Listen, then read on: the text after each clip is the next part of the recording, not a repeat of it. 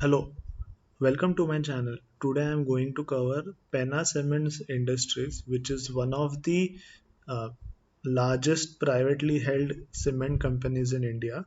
So recently we have a news that they have again submitted their DRHP to SEBI for raising rupees 1550 crores rupees via IPO process. So I thought of taking you through the Penna Cements company overview, the risk which they have highlighted in DRHP, and the various reports they have covered in the DRHP. So starting with company overview, they were founded in 1991. As you can see, they are based out of Hyderabad, and they are mainly or majorly uh, part of the South India cement market.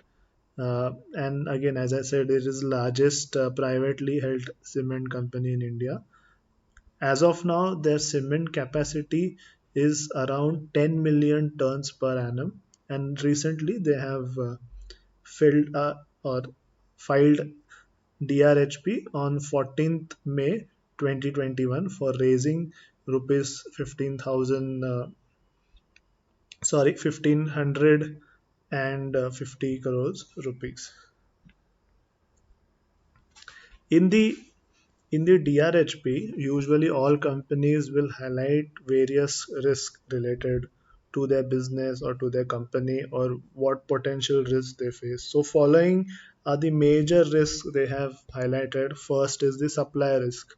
So cement industry or cement companies mainly dependent on raw materials such as coal or limestone, etc. So what they are saying, if the supply is less, or there is a shift in supply, or supply is improper, then they have a risk on their business and the overall financials. Unanticipated delays or cost overruns. So since they are heavily dependent on raw materials, if there is price increase or decrease, so their business could be impacted. Or unanticipated delays, let's say there is natural calamity and the raw materials don't reach in time, so that is one of the reasons of delay, and which they see as potential risk to their business. Share pledge. So one of their promoters have pledged the shares for raising funds, or for as a collateral, I believe. So they are saying that in case it is not in case something happens, then there will be dilution in terms of promoter share. Highly competitive market. So as you know, cement industry have major players. So Penna Cements is a mid-scale or small-scale company, I would say. They face huge competition from Ultratech, ACC, Ambuja Cements, India Cements, JK Cements, who are major players and have a good or a better brand name in the market. So it's a highly competitive market, which they have stated. And there is a risk of additional finance, and COVID-19 impact is one of the newly added risk in all DRHPs which we see now. Litigations are also a concern. They have few litigations across uh, various types of litigations, I would say. Few criminal proceedings are also seen, I believe. And there are other land related litigations which they are facing. Distribution network and sale.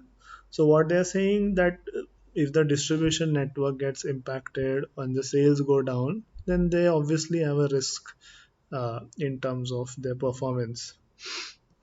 And what in the next risk, what they have actually highlighted is that they are sort of heavily dependent on South India market. And next is underutilization of their manufacturing capabilities. Let's say they have a capacity to produce 10 million tons, but if the utilization is not proper, then they are expected not to grow or not to beat their estimates.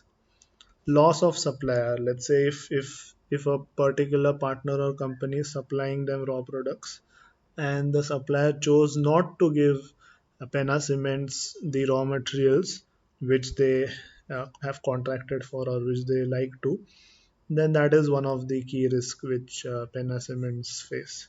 Now let's go to the industry overview. So industry overview, as in there are various reports published by CRISIL which are part of the DRHP report of filing. I will not go into each of the pages because it's a very exhaustive document. So thought of giving you a snapshot of which are the key ones or which are the important ones, which will give you a brief idea about in cement industry as a whole. So India is the second largest cement producer in the world, followed by China. So majorly China is having, I believe, 40-50% of the market, and India is around 6 to 8%.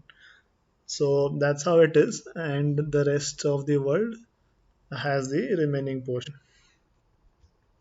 So this is one of the analysis which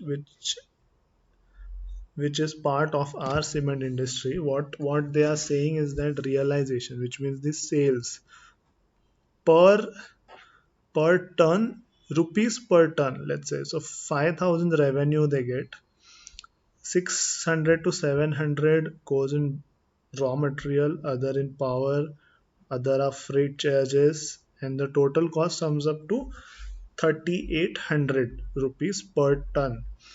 So what this table is saying that 1,200 is the EBITDA, which is the earnings before interest, depreciation, tax.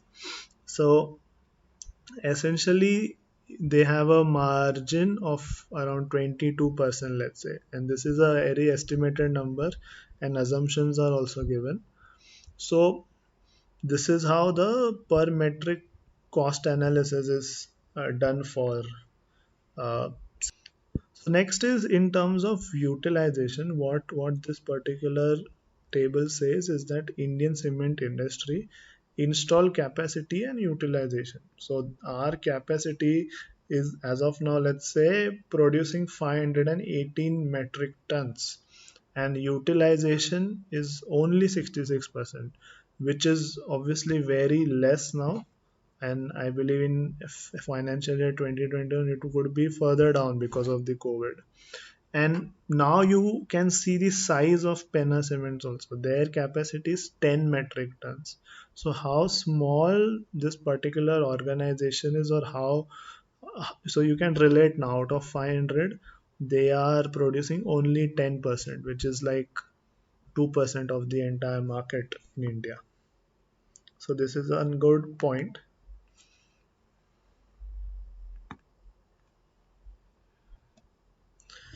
So next is, which I discussed in the in 2-3 minutes earlier, is the country-wise cement production, top five countries. So if you see, China produces 53% approximately, and India contributes to 8%.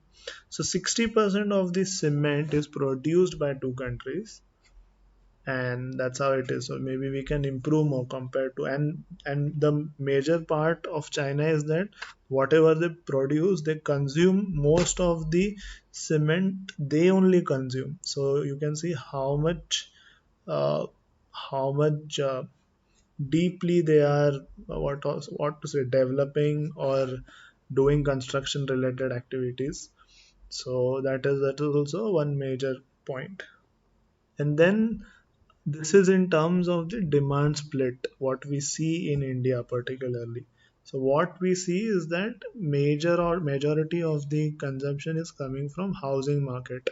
So as you can see, hardly there is a difference in numbers compared to fiscal 2020 and projected 2026 usage. So 60 to 65% housing demands this cement, and rest remaining industrial and commercial activities and infrastructure, let's say.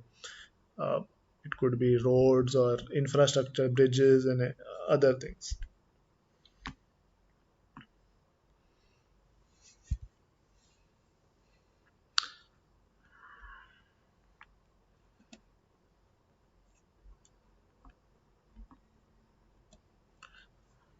So this is one key financial indicators of performance which Penna Cements have highlighted in their report.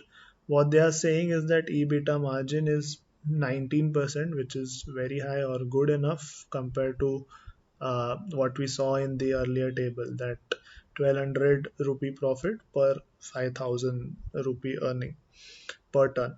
So logistics per unit cost is 1000, power and fuel 1000, contribution per ton is 1400. What we saw there earlier was 1200. So their contribution per ton in terms of rupee is little higher.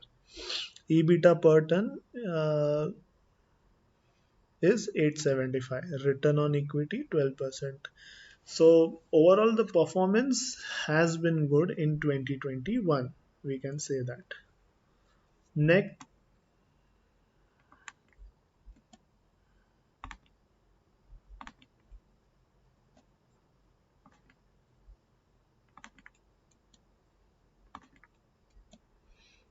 next is in terms of their manufacturing facility or grinding units and distance approximately to the important cities. So they have three units in Andhra Pradesh or Telangana. Telangana, Andhra Pradesh, sorry, it's around six uh, units, and they are close to Chennai, Vishakhapatnam, Hyderabad. So as I told you, this is they are mainly into South India market, and one in Patas, Pune, which is close to Ahmednagar and Pune. Pune is 80 kilometers, as you can see. So this is how their distribution is in terms of the manufacturing capabilities. And obviously since they in the cement industry majority of the cost is freight or transport, so usually where they produce nearby they sell their products. Hello, I'm going to take you through the PNL statement of Penna Cements, which they have stated in DRHP again. So 3 years PNL they have stated. What we can see is that compared to 2019 and 2020, the total income has considerably increased in 2021, maybe because of the new manufacturing facilities and good sale. So their total income has increased. If you see, revenue from operation has gone up and certain other income as well. So the final profit before tax is led to close to 2,300 crores, and which is a considerable increase from the previous performance. And finally, the earnings per share is also 11 rupee now, which has considerably increased, and profit after taxes 1,500 crores, 1,520 crores. So uh, So that is a considerable increase in the overall performance, and it looks like a good positive company growing ahead, and maybe might perform well in IPO as well. So we'll look forward to what happens next with Penna Cements in terms of the IPO process when the SEBI actually approves and they go ahead with a bidding process. So yeah, this was a short of a small company overview, taking you through the cement industry as such, and then finally going through the Penna Cement's financials and how they perform or how they have performed in 3 years. And mainly last year was a good financial year for Penna Cements, as we can see from the uh, profits which they have earned. Thanks for watching. Do like, share, and subscribe if you like my videos. Once again, thank you.